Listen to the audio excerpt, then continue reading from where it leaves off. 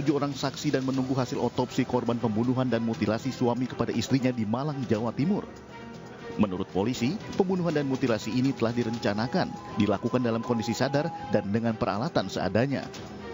Sementara motif pembunuhan dan mutilasi terhadap Made Sutarini adalah karena kesal dan cemburu, karena Made Sutarini telah pergi dari rumah 5 bulan 25 hari dan tuduhan adanya orang ketiga yang tidak terbukti. Aksi sadis suami terhadap istri ini terungkap setelah suami kewalahan dan panik mau membuang jenazah istri yang dipotong 10 bagian dan meminta tolong tetangga yang langsung melaporkan peristiwa ini. Saat ini pelaku mendekam di rutan Polresta Malang Kota, sementara jenazah istri sudah dikremasi Selasa kemarin dan kini telah dibawa ke Bali, tanah kelahirannya. Kawasan Welcome to Batam mendadak jadi perbincangan akibat baliho Prabowo Gibran dipasang pada 2 huruf O di tulisan Welcome to Batam. Baliho Prabowo Gibran itu dipasang mengikuti pola huruf O pada ikon tersebut. Atas temuan pelanggaran ini, Ketua Bawaslu Kepri, Jul Hadril, menghubungi Bawaslu Kota Batam dan Panwascam untuk menindaklanjuti temuan tersebut. Pencopotan baliho Prabowo Gibran dilakukan sebagai tindakan tegas karena adanya pelanggaran aturan kampanye dengan memasang alat peraga yang tidak sesuai ketentuan. Menanggapi pencopotan baliho tersebut, tim hukum tim kampanye daerah Paslon nomor 2 menegaskan jika pemasangan sudah mengantongi izin dan akan melaporkan Bawaslu ke polisi dengan dugaan perusakan.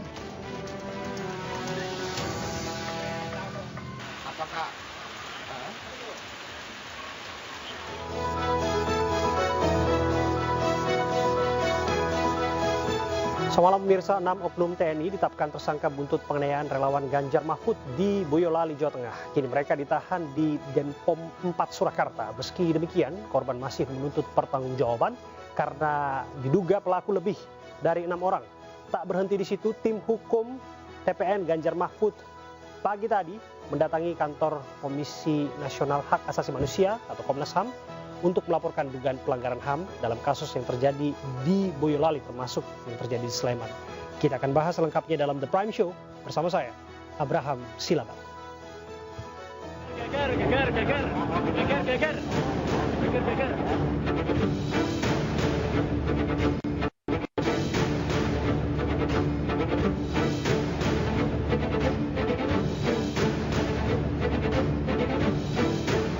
Jadi itu cerita lewat aja, dia berhenti dipukul gitu aja. Kejadian, muara banyak itu tembak orang tak terkenal. TPN jelas mengutuk kekerasan dan intimidasi dalam bentuk apapun.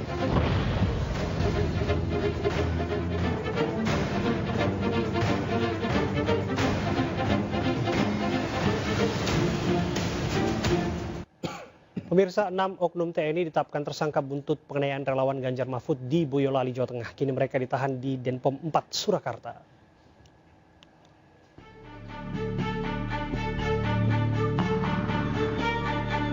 Buntut penganiayaan relawan Ganjar Mahfud di Boyolali, 6 oknum TNI ditetapkan sebagai tersangka. Saat ini para pelaku pengeroyokan tersebut ditahan di Denpom 4 Surakarta. Sementara itu, calon presiden nomor urut 3 Ganjar Pranowo bersama istri Siti Atiko menjenguk relawannya yang menjadi korban penganiayaan di RSUD Pandan Arang, Boyolali, Jawa Tengah. 2 dari 7 relawan masih dirawat intensif akibat terluka berat usai dianiaya sejumlah oknum TNI. Sementara 5 korban lainnya sudah diperbolehkan pulang. Bahkan Siti Atiko tak kuasa menahan haru saat mendengarkan kisah kelam yang dialami relawan Ganjar Mahfud.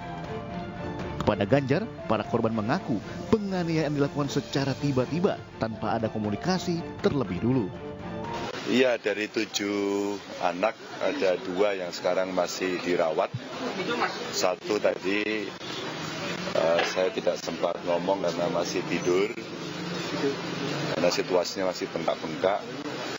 Yang 1 sudah bisa diajak bicara, hasil pemeriksaan dokter ya membaik, bagus ya. Tidak ada gegar otak, tulangnya bagus, tulang tengkoraknya bagus, terus kemudian otaknya juga bagus, hanya memar-memar satu patah gigi dan sebagainya. Itu kondisinya. Nah, yang kedua memang tadi saya mendengarkan cerita dari dia. Jadi kejadiannya 1 dia lagi berhenti di lampu merah, tiba-tiba dipukul. Jadi tidak ada cerita. Jadi kalau ada penjelasan lainnya, rasa-rasanya harus ada pengadilan untuk biar penjelasannya tidak ping belasur, semuanya sama. Yang kedua juga tadi kita tidak tahu ceritanya seperti apa, karena saya tidak sempat bicara, tapi yang pertama tadi menceritakan setelah itu dia ditarik ke dalam, dipukuli mereka yang berseragam. Pengeroyokan relawan Ganjar Pranowo, Mahfud MD, terjadi di depan Batalion Infanteri 408 Raider Kodam 4 di Ponegoro. Dalam rekaman CCTV, sejumlah oknum prajurit menghampiri pemotor yang tengah melintas, lalu menarik dan menganiaya para korban hingga terjatuh ke jalan. Tim Liputan iNews melaporkan.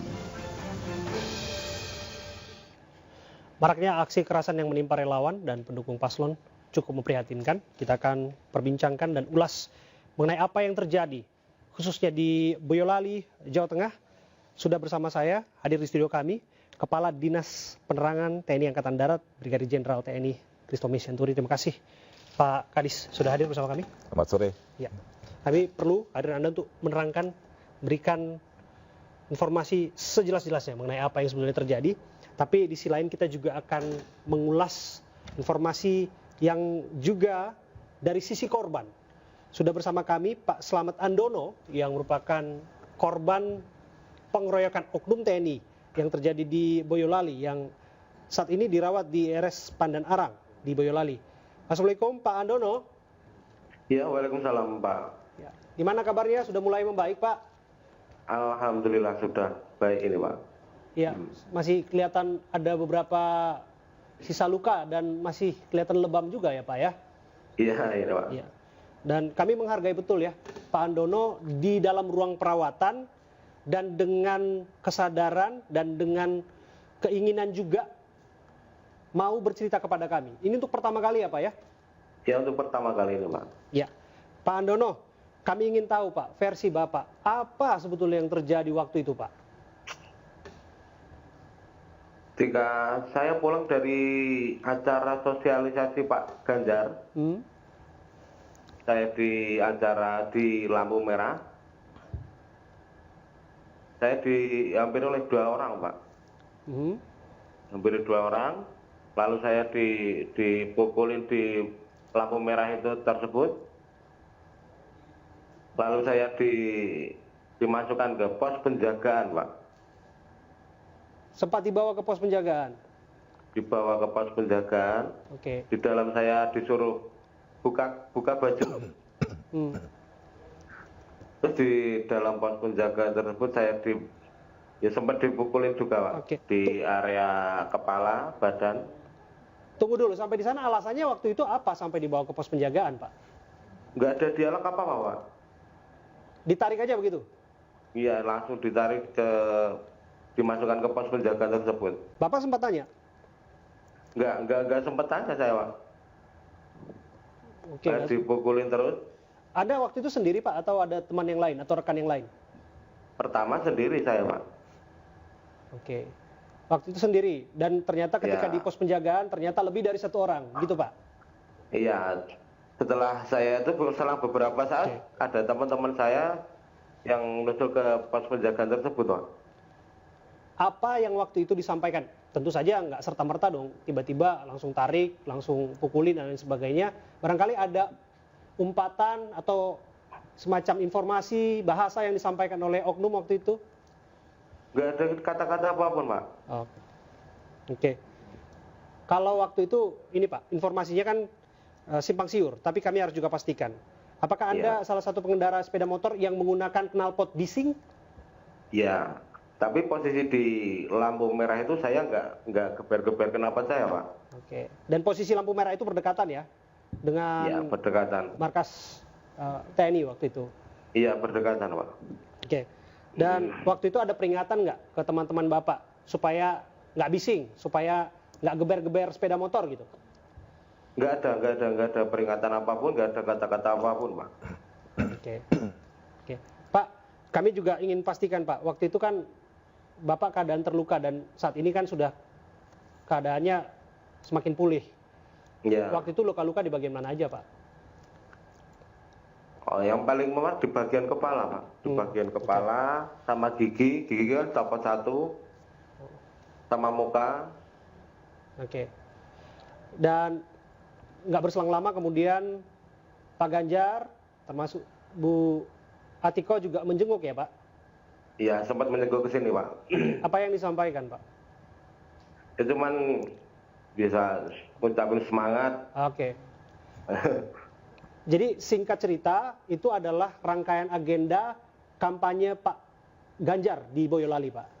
Iya, acara sosialisasi Pak Ganjar itu Pak. Oke. Nah, kemudian kami dengar juga ada semacam bingkisan Pak yang disampaikan.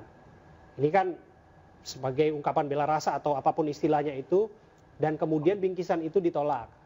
Pak Andono termasuk yang menolak? Iya, pihak keluarga menolak Pak. Kenapa Pak? Ya karena, ya itu tadi Pak, karena pihak keluarga juga nggak terima sama perilaku dari oknum TNI tersebut Pak. Oke. Nah, Bapak sudah sebut oknum TNI. Kira-kira nih Pak, kan 6 sudah ditetapkan menjadi tersangka dan sudah ditahan di Denpom 4 Surakarta. Iya. Kami dengar ini kurang dianggap memuaskan oleh pihak keluarga. Karena diduga pelaku lebih dari 6 orang. Betul Pak? Betul Pak.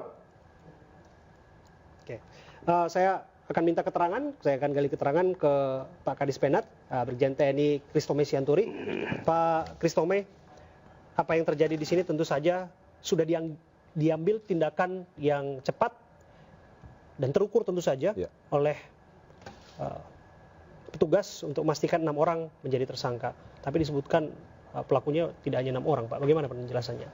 Oke, jadi sebelumnya pimpinan TNI Angkatan Darat mengucapkan permohonan maaf kepada masyarakat Boyolali atas terjadinya kasus penganiayaan atau main hakim sendiri dari oknum prajurit Kompis 8B Yonif 408 Subrasta. Dan kami juga berdoa atau berharap agar Mas Slamet Andono dan teman-teman yang menderita luka-luka bisa segera pulih kembali Mas. Gitu ya. Kemudian kejadian ini memang terjadi pada tanggal 30 Desember 2023 sekira pukul 11. Ya. Jadi pada saat itu anggota kita ini sedang bermain poli atau olahraga, kan itu hari libur ya. Betul. Nah, kemudian mereka melihat ada konvoi yang melalui Jalan Perintis Kemerdekaan, itu persis tepat di depan markas Kompis 8B Yonif 408 gitu ya. Nah, kalau memang di rekaman itu sendiri, rekaman CCTV yang kita lihat itu, sepintas langsung anggota melakukan pemukulan terhadap teman-teman tadi, gitu ya. Tetapi kan proses ini tidak hanya 30 detik itu kalau kita lihat di CCTV. Ada proses sebelumnya, gitu. Jadi konvoi ini juga panjang, tidak hanya konvoi hanya yang terekam di CCTV itu tadi. Nah, jadi hasil pemeriksaan kita menyatakan kepada anggota tadi, oknum tadi, bahwa mereka sudah mengingatkan yang mungkin yang rangkaian depan ya, jangan geber-geber di depan kami, depan markas kami ini. Jadi ada upaya peringatan tadi belum disampaikan. Kalau yang dari keterangan yang kita dapat, termasuk dari masyarakat dan sekitarnya juga, mereka menginginkan jangan sampai ada geber-geber itu di depan markasnya Yonif 8 tadi gitu. Penyampaian itu disampaikan ke siapa, Pak? Apa? Penyampaian peringatan itu disampaikan ke siapa? Itu kan rombongan banyak. Rombongan panjang, depan dan belakang gitu ya. Mungkin sih kayak Mas Slamet Andono, saya nggak tahu posisinya ada di mana dia. Nah, jadi gitu. Kemudian akhirnya karena masih berlalu mungkin puncak kekesalan mereka, nah terjadilah kasus penganiayaan ini. Nah ini memang kita sayangkan terjadi kasus penganiayaan, kasus main hakim ini. Itu tidak bisa kita benarkan. Apapun ceritanya tidak bisa benarkan. Dan atas perintah dari pimpinan TNI Angkatan Darat, kita dengan cepat merespon, kita tangkap, langsung kita tangkap, kita tahan untuk melakukan proses hukum. Kemarin ada 15 orang yang sudah kita tahan. Ada 15 orang untuk kita mintai keterangan, ya, ditahan di Madenpom 4 Surakarta, gitu ya. Tetapi dari 15 orang ini setelah dimintai keterangan, diminta acara pemeriksaan, kan kita lihat siapa yang terlibat langsung melakukan pemukulan, siapa yang mendorong, siapa yang tidak atau hanya sekedar ikutan. Ternyata di antara 15 orang ini ada juga yang ikut melerai, artinya menahan dari teman-teman yang lain untuk tidak mukul. Dan mereka tidak terlibat di situ gitu. Tapi yang memukul, menendang, menyeret, ada, makanya sekarang sudah ditetapkan status tersangka ada 6 orang, yaitu Prada YE, Prada PM, Prada AP, Prada JC, Prada FL dan MI. Singkat kata, Bapak ingin menafikan, mengatakan bahwa tidak benar ada puluhan anggota yang ikut mengeroyok relawan. Ya, betul. Mungkin saat itu orang yang rame di situ, kan karena sudah ada yang dibawa ke dalam markas kan, dikerubungi macam-macam. Nah, tapi dari keterangan 15 orang ini tahan kita BAP, bagaimana? Ada beberapa yang memang yang mereka memukul, menendang, menarik kendaraan. Oke. Kalau yang kita lihat di videonya itu kan Pak, apakah kemudian orang-orang ini yang tertangkap di video itu atau orang-orang yang sebetulnya juga tidak hanya ada dalam video itu? Kan kita mencocokkan antara data CCTV tadi, video dengan mukanya, dengan pengakuan dari prajurit tadi. Nah itulah makanya Denpom bisa menentukan, tersangkanya 6 orang ini gitu. Dan kita merespon cepat itu, sudah kita keluarkan status tersangkanya dan saat ini sedang penanganan sementara selama 20 hari. Alasannya apa Pak? Kenapa harus kemudian melakukan aksi pemukulan? Barangkali bisa dijelaskan kepada publik keterangan masing-masing tersangka ini. Ya, kalau kita dapatkan keterangan sementara dari mereka itu, bahwa mereka kesal dengan suara bising yang ditimbulkan oleh knalpot brong yang sudah dimodifikasi itu, gitu loh. Nah ini puncak kekesalan mereka, gitu. Kenapa?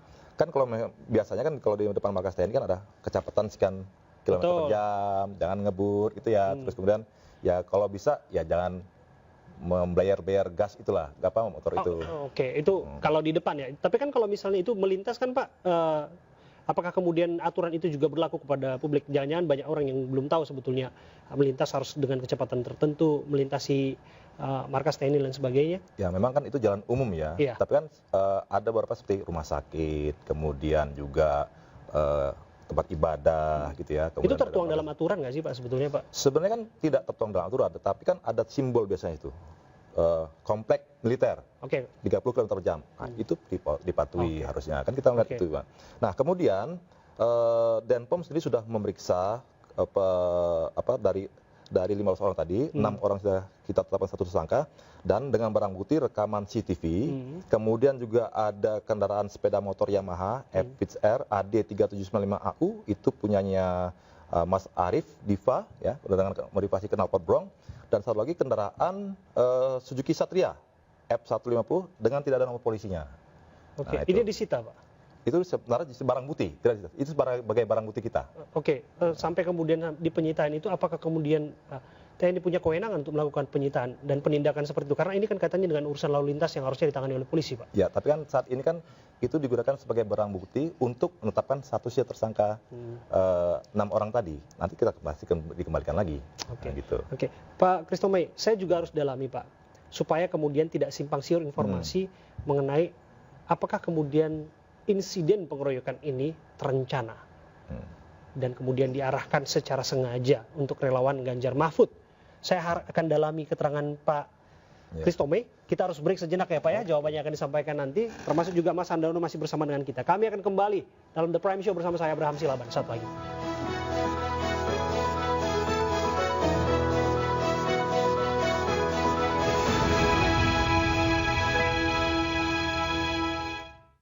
Terasa gigi ngilu kalau minum dingin, terus kondisi gigi sensitif.